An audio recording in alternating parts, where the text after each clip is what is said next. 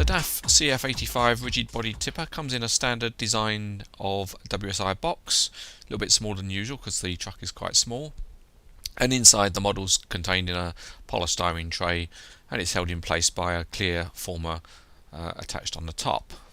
There's no instructions with the model and there's no assembly to do because the model is complete out of the box with no parts to fit. The cab detailing is very good with lenses on the lights, and in fact on the inside of the cab the detailing is really good with the DAF name not only on the seats but also on the steering wheel, and on the top you've got a Brotec air conditioning unit. The wheel hubs and tyres are very good and the exhaust has been modelled well also. Although the decoration of this model is plain, there are some very small graphics and as you can see they're perfectly legible.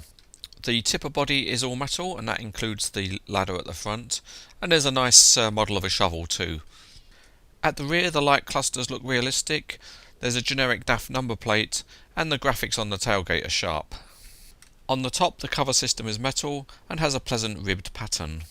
Flipping the model over, the chassis detailing is everything you would expect from WSI, really good transmission and suspension components all represented. With the detail done we get to features time. The truck rolls along well enough, but there's no suspension on this model. The axles are all fixed. The front two axles have linked steering, but again the steering movement's a little bit limited. Sometimes it feels like you want to force it a little bit to get a better steering angle, but best not to, and the angle that's provided gives a little bit of steering. As expected, the cab can tilt forwards, and it goes far enough that it can actually stay tilted forward and pose so that you can see the engine, and it closes up smoothly. The remaining features are on the tipper body, and first up is the opening cover system, and that really works great. Both sides open up. There's very nice rubber flaps just at the end, and when the flaps are opened up they can be pushed down and clip flush with the sides, so that works really well.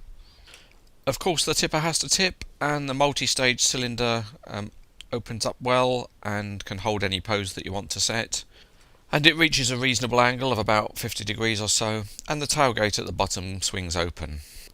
Closing the model up is quite satisfying, and it's because all the parts are metal, so that when you close them up they have a kind of a nice clunk to them. Tipper truck models can tend to be perhaps just a little bit routine, but WSI have done a very good job with this one.